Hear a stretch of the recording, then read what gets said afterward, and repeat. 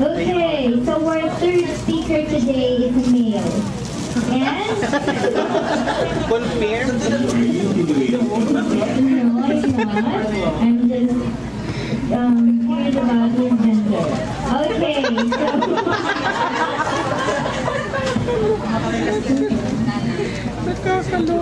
so he was previously working here at Ateneo Dinaga University as a part-time employee, and he decided to change his career to service his community. So he is now the new acting general services officer at the LGU Philly.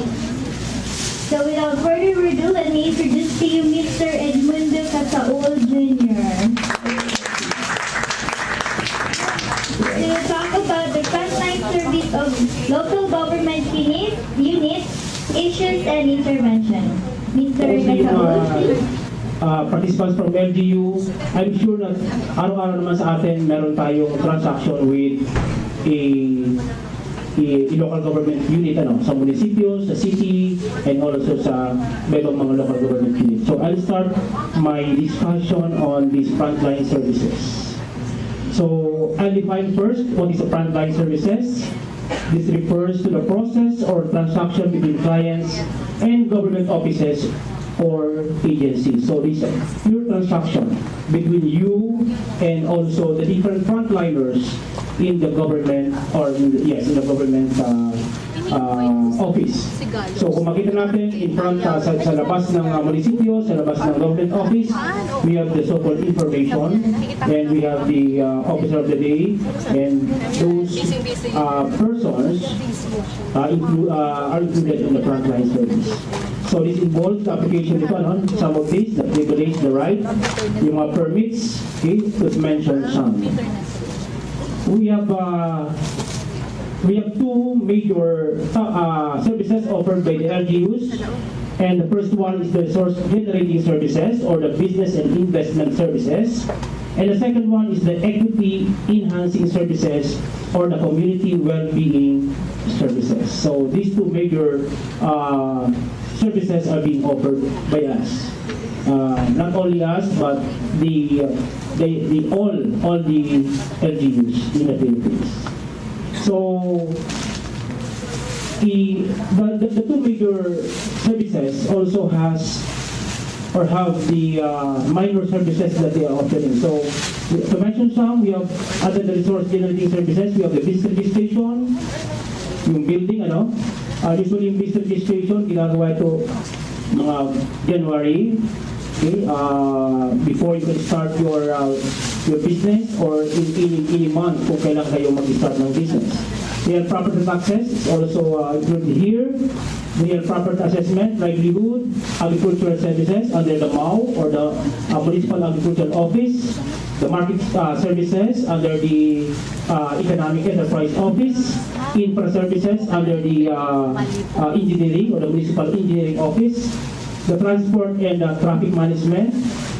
Here in Naga, we have, I think that's the PSO. In Pili, we have the PTT, and other taxes and administrative fees.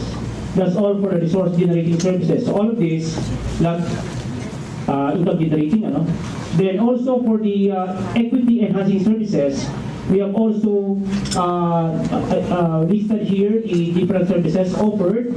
We have the civil register services, integrated health services, yung civil register services are offered by the LCR, the local civil registrar, and the integrated health services and sanitation more on the Department of Health.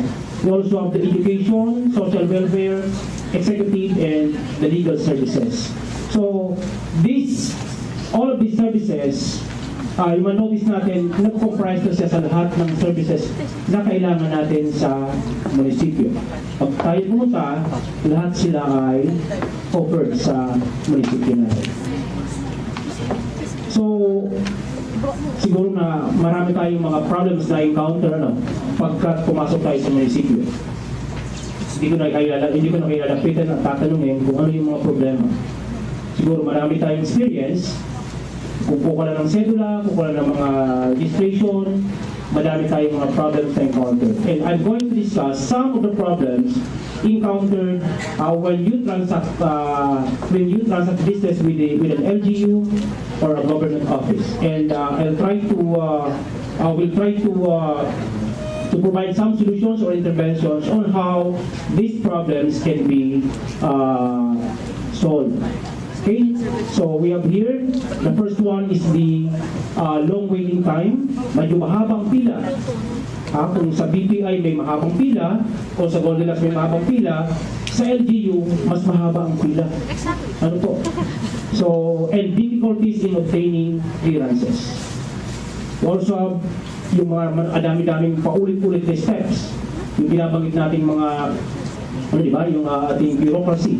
Palagi nandiyan, palagi sa ating Then we have the lack of clear standard systems, requirements, and computation of fees. Paulit-ulit. Pag pumunta sa treasury, magpapakompute. Pag pumunta sa mayor's office, magpapakompute. So usually, nakaka-experience din tayo ng mga problem na ganito. Then we also have the slow processing time due to manual procedures. Medyo na-lessen na to because of our computerization. But nevertheless, some municipalities are still experiencing this problem, the slow processing time. Bumalik ka na lang after a day, after 30 minutes. So, kung ikaw ay galing sa malayong lugar at biglang so may problema tayo doon, may problema tayo with regards to the sa processing time. Then we also have the yung mga legal fixers, okay, na humingi din ng mga fees. Then we also have the use of connections, increase money to facilitate processing. Hopefully, wala na minimize ito ngayon. And we also have the lack of information on process flow and requirements, time frames, and laws governing LGUs. So ito yung mga usual na mga problem. Mga pictures, goal aligned to agency mandate. So may PDP tayo, the Philippine Development Plan, inanay ng national government, vision ng agency, then going to performance goal. Also, the second picture of this SPMS is the output and outcome based. So ito yung binabanggit doon. Sabihin ng mga taga-private, wala naman kayong hindi. Meron din ng mga taga-LGU. Meron din kayong output and outcome based performance na sinusukat o measure. Sa ngayon, ito nang inumpisa natin. Team approach. Okay, so meron din team ito, because we have the OPCR and we have the IPCR. Papakita natin mamaya yung form. So I think we also have the user-friendly forms. Kung makita natin sa likod, we have the OPCR or the Office Performance Commitment and Review or the OPCR. So ito yung buong commitment ng opisina. Kung ano yung service yung bibigay ninyo sa mga kliyente. Okay, so buong opisina ito. Paano siya makukuha? Kailangan magkaroon din ng IPCR or the Individual Performance Commitment and Review. So, from individual going to the OPCR. So, pag gumawa ang opisina ng overall plan, i-check ito ngayon ng department head, papunta doon sa mga iba-ibang mga staff or lalagay dito sa IPCR. Okay po? So, output-oriented dito. Because kung makita nyo, meron tayong mga ratings and meron tayong mga success indicators and ano yan ng mga bosses. So, the quantity, the efficiency, timeliness, and also the average. Information system, this must be backed up by an information system, a communication plan. Okay. So how this SPMS can be attained? So during the recruitment system, kailangan yung staff, may competent na sila kung paano gawin yung kanilang mga roles. Then we also have the rewards and incentive system. Ulitin lang natin. So performance, i-reward natin. May reward din yung LGU, yung government. Okay. So usually hindi lang siya 100 pesos, thousands siya, and even million. Takot ng award ang LGU or ang government offices. Also, monitoring and coaching program. So ito yung mechanism din ng SPMS.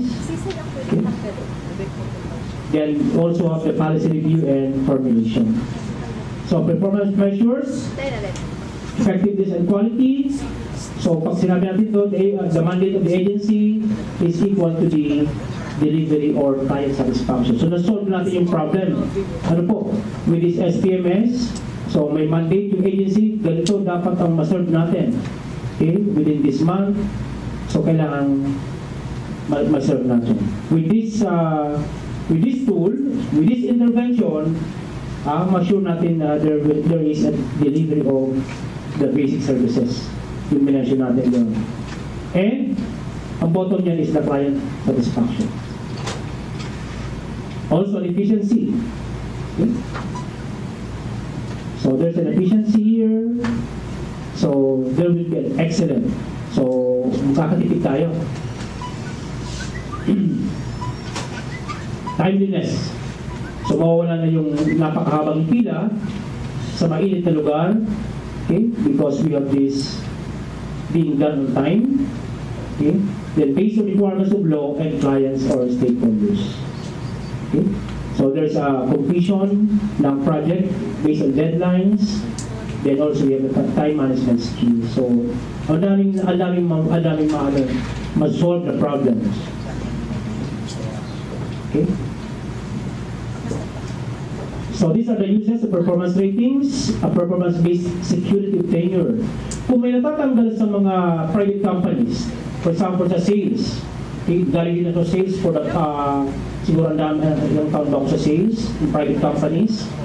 So pag hindi kami nag-perform, pwede kang ma-PIP, ano? Or pwede kang tanggalin because of poor performance. Dito meron din sa gobyerno ngayon, yung security of tenure. Okay, pag hindi ka nag-perform, you can also be matanggal ka rin sa posisyon mo. Kaya madami na rin natatakot ngayon sa gobyerno. Ano po? Grant of rewards and incentives. And this basis also for personal actions. It's either a promotion, mas maganda, no? Or a demotion din. Yun ang pangit. So, ito yung tatlo, ano? Na kung bakit dinagamit yung SPMS. Okay? Art, we're done with the local government unit. Ngayon, pumunta naman tayo sa ibang dako ng mundo. Okay, so are you talking about international? Yeah, international. A big word, international. Okay, so the topic would be professional grouping and appearance.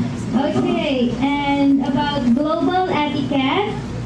So let's introduce our last speaker for today's seminar. So she worked as an accountant in Octopus Entertainment in Singapore.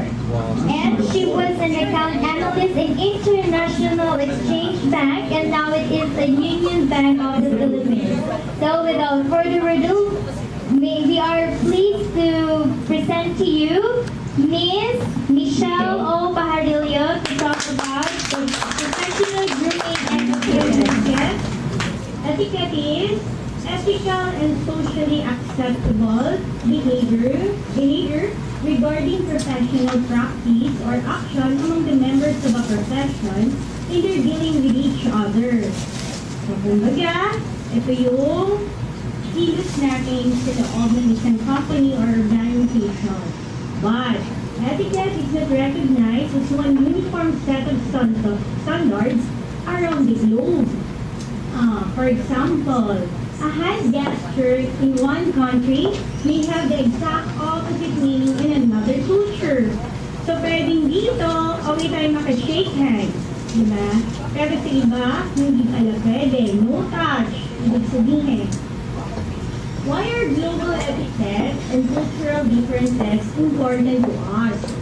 So, bakit namin ipinasok itong discussion ito? Because we're opening, even though hindi pinupromote ng Ateneo na lumabas tayo sa ibang bansa, but to work, kasi syempre, kung talent natin, dapat i-serve natin sa ating inang bayan. So, may patronage, so dapat ang kinikinig natin. Pero, as ngayon, sa nangyayari kasi, medyo open na ang world market sa atin. Katulad ng mga masiswerteng mga estudyante na they were given opportunity to have a very early exposure internationally. So, dun sa mga newly grads, meron tayong tuition dito, baka mag-offer yung school ninyo ng mga OJT, hindi ko naman pinopromote na mas magandang magtrabaho sa ibang bansa. Maganda pa rin tumira dito sa atin at magtrabaho sa atin. Pero kasi masyado ng competitive. Honestly, masyadong maraming talent ang Pilipinas na dapat i-share na sa ibang country kasi sila, lack of talent na sila. So, kaya siguro yung mga OJT, nag-open yung mga agency. Actually, kinikater na sila ng mga agency. So, bakit nga ba?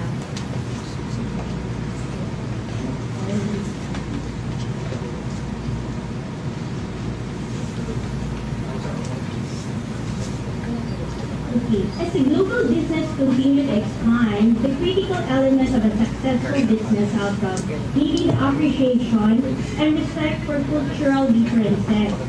You will need to utilize your knowledge of cultural diversity and intercultural communication during your international travel and overseas assignment. Pwede na nga, sa job, baka ma-hire kayo ng mga big companies na kailangan nyo ng exposure sa ibang bansa. Lalo na yung mga trainings, kailangan. So let's see how much you know.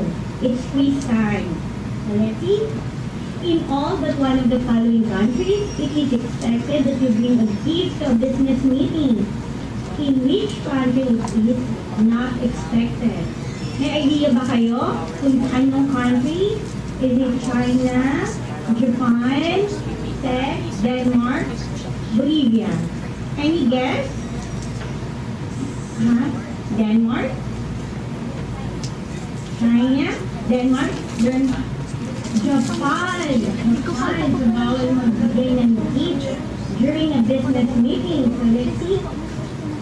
Let's see. It's Denmark. Ayaw pala nila ng gift. Denmark during a business meeting. In Saudi Arabia, which is considered the popular gesture of friendship between men. Again, a high five, holding hands while walking, hugging keys on the cheek, winking. So you need, if you have a meeting with Arabian people, you need to wink to them. Pag kayo, hug and kiss. Hug and kiss on the cheek. Any other answer? Handshake, a handshake. Let's see.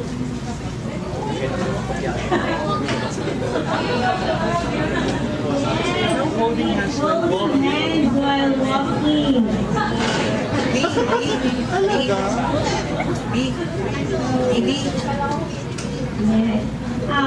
Yung mga nakapunta niya sa Singapore, makikita ninyo dun sa may part na may mga bangla.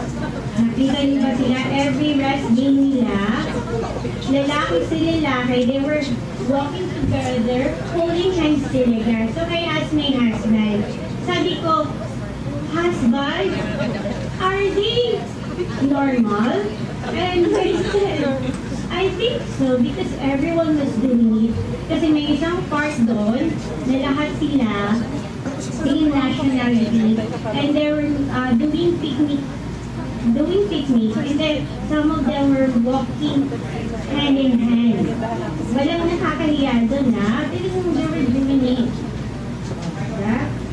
Na-shock kayo. Holding hands while walking. So pag may nakamit kayo ng mga Caribbean, Huwag kayong magdugasi or tatawa, just accept it. Sabi nga nila, pag nasa ibang bansa,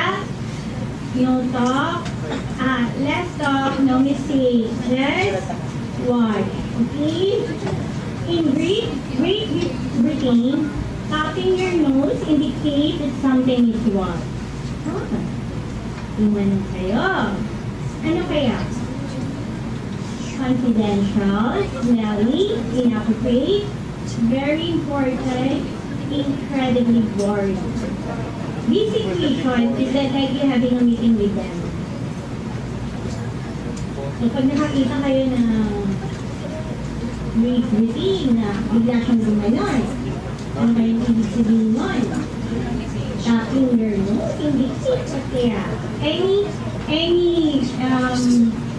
guess? Ano? Inappropriate. So, ibig sabihin, sabi ni Steph, meeting kayo. It's a business meeting. Gumanon siya.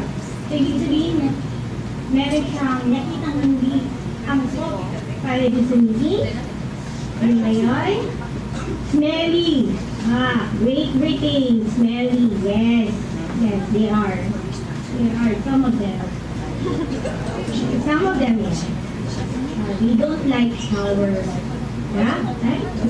Okay, ano kaya? It's confidential. Confidential siya. So, ibig sabihin, she was telling me to the other party. So, halimbawa, may kasama siya sa grupo, and you're having a meeting with them. Pag nakita niyo na gano'n, ibig sabihin, the person talking maybe is feeling already a confidential matter na dapat hindi na pala pwede. So, yung mga sign na baka yung isa, yung kasama niya, nag-briefing din, nag-discuss ng mga business proposals, tapos yung isa, ayaw naman palang sabihin, so kung sign lang ulit, gano'n. Pwede na yun.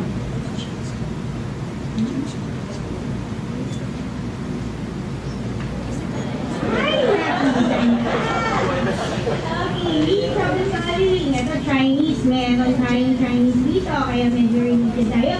Which of the following are associated with death and should be given as a gift in the Chinese culture?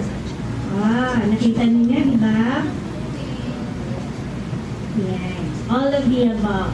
Bawal magbigay. So, pag lalo yung may mga ka-business na Chinese, pag may bigay sila, never bring any gift to them. Kasi baka makamali, tumayaw. Malaki pa naman ang Chinese plan. Pag iniyawan ka ng isang Chinese business partner, lahat na yan ang Chinese indicated support. When treating a client a business meal in China, the most appropriate tipping strategy should be what? Kailangan ba natin mag-tip? Sa Pilipinas, nag-tip po tayo, di ba? Pero usually, ang tinitip natin ng mga barya. Iniiwan po natin yun dun po sa may ganun. Sa China kaya, it is a 15% tip. The more the better. 20 tip, no tip at all. 50% tip. Any guess? 50%. So let's see, which 50%?